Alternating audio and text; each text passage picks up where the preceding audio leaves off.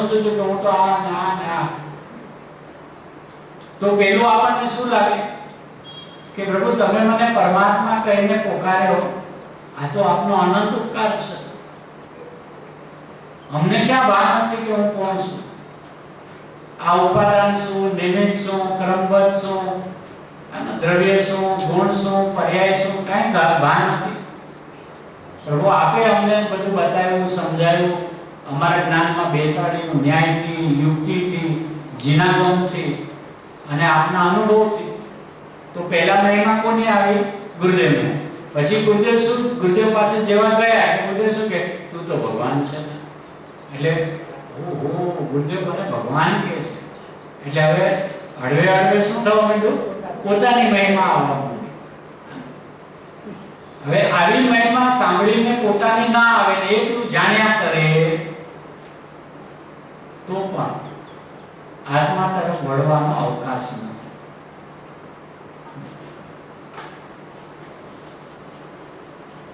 માટે પછી જ મૂક્યો.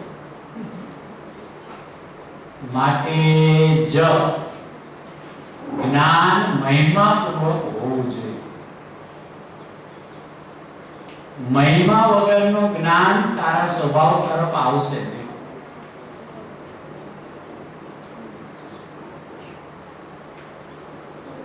ગુરુ વચનો ભગવતી માતામાં આવે ને કે હૃદયને છેદી નાખે છે.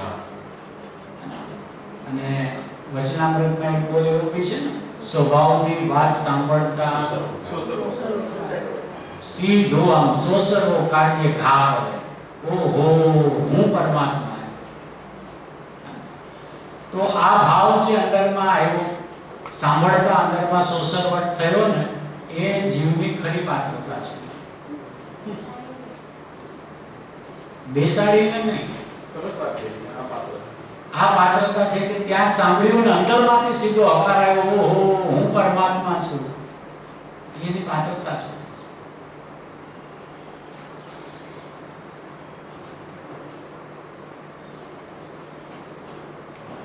માટે જ જ્ઞાન મહિમાપૂર્વક હોવું જોઈએ. હવે આ જ્ઞાન કોને કહેવાય? જ્ઞાનનું લક્ષણ શું હોય, જ્ઞાનનો સ્વભાવ શું છે, કાંઈ ભાન નથી. આ જ્ઞાન એટલે શું? બોલે કે એ શાસ્ત્રનું જ્ઞાન કે ના, પ્રચલિત વાત શું છે? જ્ઞાન એટલે શું? આ બધું શાસ્ત્રનું આદિનું જ્ઞાન, એ બધું જ્ઞાન. એ નહીં. હવે આવું બધું કોણ કે? આવું કાઢીને પણ આપે.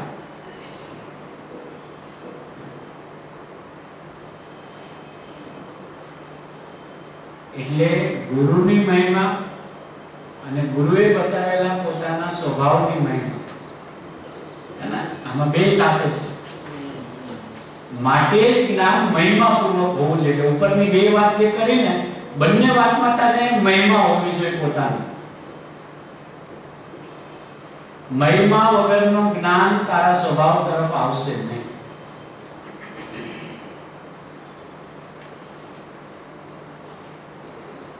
અર્યંત ભગવાનના દ્રવ્ય ગુણ પર્યાયને જાણે તે પોતાના દ્રવ્ય ગુણ પર્યાયને જાણે. 80 નંબરની ગાથા પ્રવચન સાચી. ભગવાનની દશાની મહિમા આવે. તો બધી જગ્યાએ ભગવતી માતા દશાની વાત કરે છે. ભગવાનની મહિમા આવે એમ નથી. ભગવાનની દશાની મહિમા આવે ત્યારે ભગવાનના આત્માની મહિમા આવે. અને તો જ નિજ આત્માની મહિમા આવે. ગુરુની દશાની મહિમા આવે તો ગુરુને ઓળખે, અને ગુરુને ઓળખે તે પોતાને ઓળખે. એકદમ શાંતિથી મીઠો મધુરો સમાધાન છે કે જેમાં આપણે વિચાર બહુ ન કરવો પડે. બસ આ ધારાએ આપણે આમ હાલતા આવીએ તો આમ સોસરવું અંદરમાં પરિણામ થઈ જાય.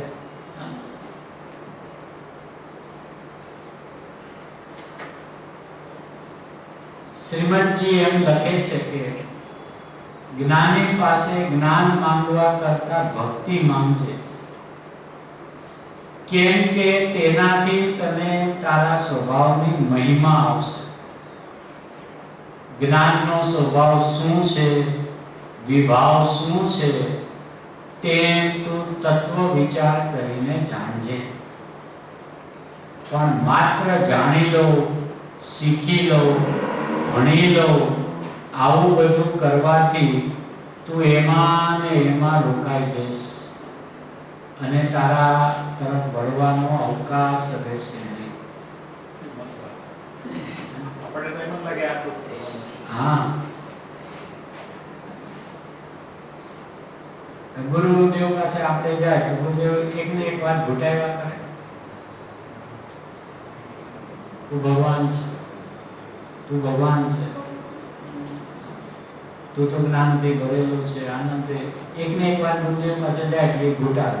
હવે એની આપણને ઘૂંટાવે એટલે એ આપણી વાત કરે ને, તું આવો છે, તું પરમાત્મા છે. એટલે આમ આપણે પણ અંદરમાંથી હળવે હળવે શું થાય, અસંખ્ય પ્રદેશે રોમાંચ શરૂઆત થશે. ઓહો, હું પરમાત્મા.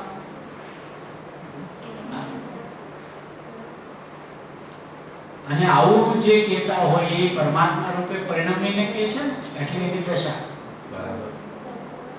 કેમ કે આજે પણ ગુરુદેવના ઉપકારે આપણો આખો મુમુક્ષુ સમાજ જોવો ને, તો કોઈના બી સ્વાધ્યાયમાં જાય તો એનું જ્ઞાન એટલું શાર્પ થઈ ગયું હોય કે એ તરત કળી જ લે છે કે આ અંતર્માહીમાંથી આવે છે.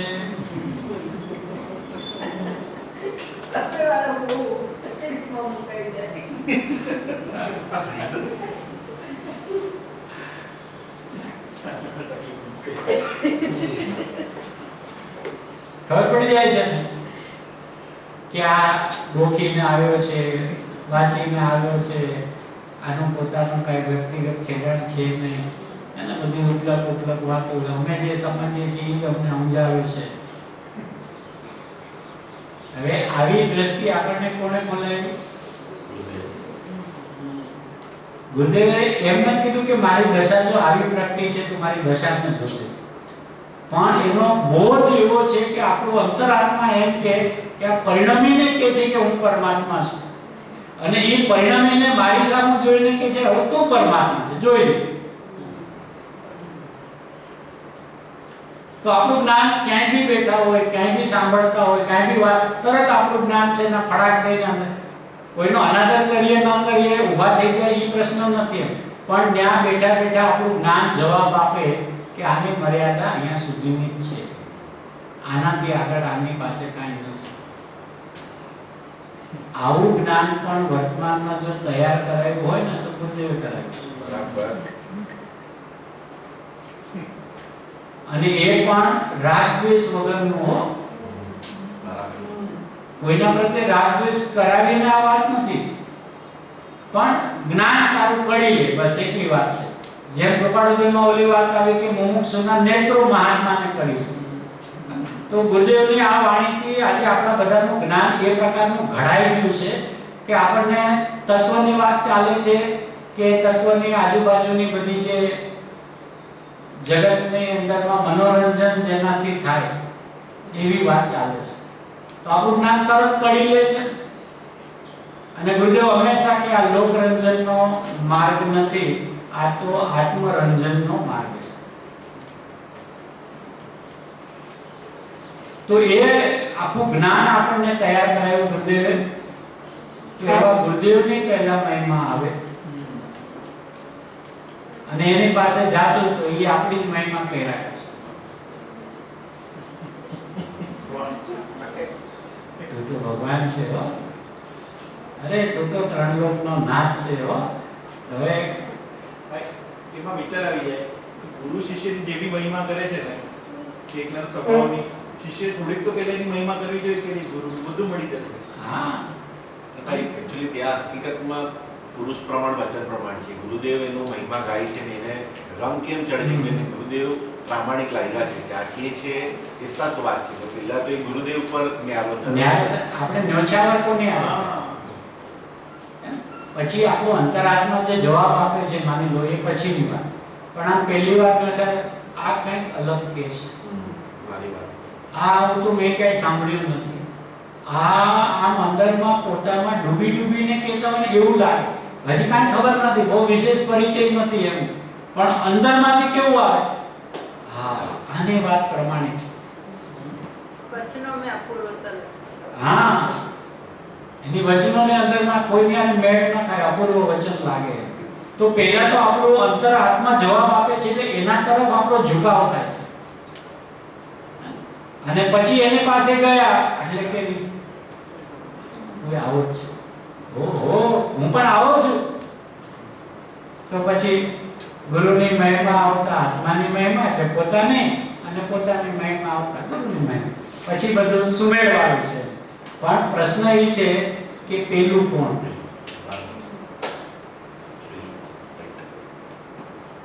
દ્રવ્ય પર્યાય બે સાથે છે તો પણ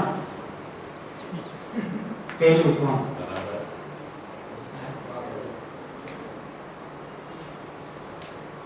તો એ અહીંયા માતાજી સુમેળ કરાવે છે કે પ્રભુ આમાં પરાધીનતા નથી, આમાં તો તને સ્વાધીનતા છે તારી. તું જેટલો ગુરુની નિકટમાં રહીશ એટલો ખીલીશ, એટલો સ્વભાવમાં મહિમા આવશે, સ્વભાવ પ્રત્યેનો પ્રેમ જાગશે, સ્વભાવની એવી ગરિમા અંદરમાંથી આવ્યા કરશે, કારણ કે ઈ જોઈને બોલે છે. ગુરુદેવ પોતાના ચૈતન્ય સ્વભાવને જોઈને બોલે છે, અને ઈ જે બોલે છે એ આપણે જોવાનું છે. આનાથી સહેલું કામ બીજું શું હોય? એમ ન કહેતા કે તું ઘરે જઈને વાંચજે, તું લાઈન ટુ લાઈન જોજે, પછી અંડરલાઈન કરજે, એવું કાંઈ કહેતા નથી. એકદમ લાઈવ તું જો. હવે આપણે ગુરુદેવના પ્રવચનમાં બેઠા તો આપણને એ પ્રશ્ન ન હોય કે ગુરુદેવ શાસ્ત્ર વાંચીને બોલે છે. જેટલા બી ગુરુદેવના પરિચયમાં આવ્યા છે કોઈને અંદરમાંથી એવો વિચાર જ ના આવે કે ગુરુદેવ શાસ્ત્ર વાંચીને બોલે છે. ગુરુદેવ કે છે હું તો શાસ્ત્રને વિનય માટે સામે રાખું છું, પણ વાંચું છું તો શાસ્ત્રમાં બતાવેલા મારા સ્વભાવને. એટલી આટલી રસબોળતી વાણી એને મુખમુદ્રામાંથી ઝરે છે, તો આપણને પહેલા જ એમ લાગે કે આ જોઈને બોલે છે ને. મને એમ કે તું જોઈ લે ને છે કે નહીં અંદર છે કે નહીં. હવે જો એ સમયે આપણે જાગૃત ન રહ્યા અને છે કે નહીં એમ બોલે, અને જો શાસ્ત્ર તરફ નજર કરી કે હા સાહેબ અહીંયા છે કે અહીંયા તો છે, તો મને ખબર છે અહીંયા છે કે નહીં એની વાત કરી, છે કે નહીં અહીંયા એની વાત કરી, આ તો મને ખબર છે. હે જુઓ જુઓ, આપણે આમ જોવા માંડીએ જુઓ, અરે બાપુ ત્યાં નથી જોવાનું, ત્યાં તો તું જોઈને બેઠો છે, ત્યાંથી હટ અને અહીંયા જો. એટલું જોરથી બોલે છે કે નહીં, છે એનો અર્થ ચાલે છે ને. કેટલું બધું આવે છે એનો અર્થ ચાલે છે ને.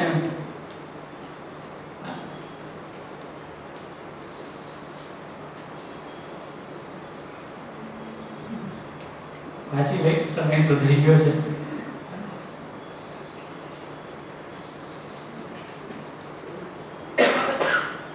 એટલે જેટલી પ્રયોજનભૂત વાત છે ને એટલું તો તું જાણજે. એટલી વાત કરીએ ને જ્ઞાનનો સ્વભાવ શું છે, વિભાવ શું છે, એને એટલી મર્યાદામાં તેમ તું તત્વ વિચાર કરીને જાણી લેજે. પણ માત્ર જાણી લો, શીખી લો, ભણી લો, આવું બધું કરવાથી તું એમાં રોકાઈ જઈશ અને તારા તરફ વળવાનો અવકાશ રહેશે નહીં. ગુરુના સ્વભાવની મહિમા આવતા તું સહેજે અંતરમાં વળી જશે. એમને કીધું ગુરુની મહિમા આવતા તું પુરુષાર્થથી અંદરમાં વળી જઈશ, સહેજે અંદરમાં વળી જઈશ. તારાથી વિભાવમાં ટકી નહીં શકાય, તારાથી વિભાવમાં ટકી જ નહીં શકાય. જો ગુરુની દશાની મહિમા આવી તો આત્માની એટલે સ્વભાવની મહિમા આવશે અને તો વિભાવમાં ટકી નહીં શકાય. પોતા તરફ જવાનો પ્રયત્ન ઉપરશે. નિજ મહિમા વગર જ્ઞાન પોતા તરફ આવશે નહીં. જો તને પોતાની મહિમા નથી આવતી તો વિભાવની મહિમામાં તું ઊભો રહીશ અને સ્વભાવ તરફ નહીં જઈ શકાય. માટે મહિમાપૂર્વક જ્ઞાન હોય. જ્ઞાન, ભક્તિ, તત્વ વિચાર આદિ આત્માની મહિમાપૂર્વક હોવા જોઈએ.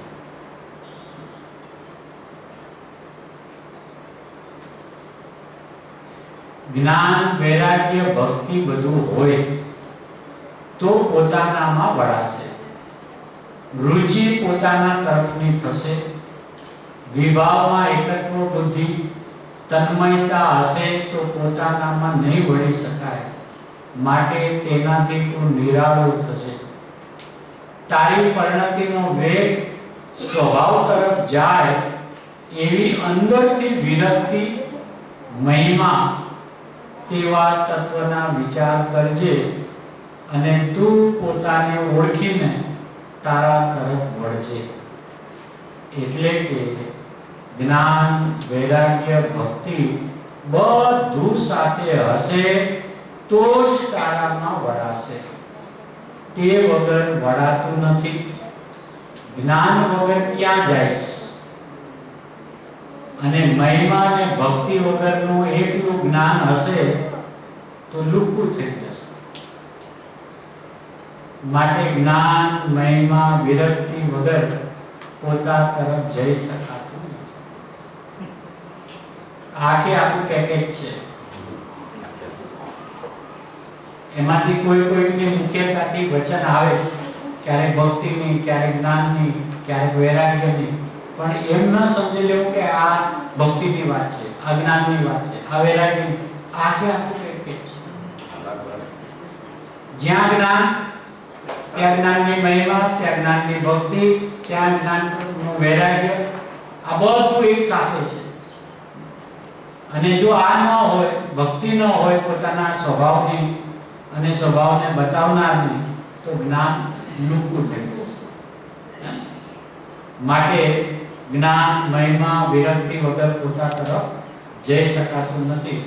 ખૂબ અદ્ભુત અને એકદમ અંદરમાં ચોંટ કરી જાય એવું સમાધાન અદ્ભુત આપ્યું છે.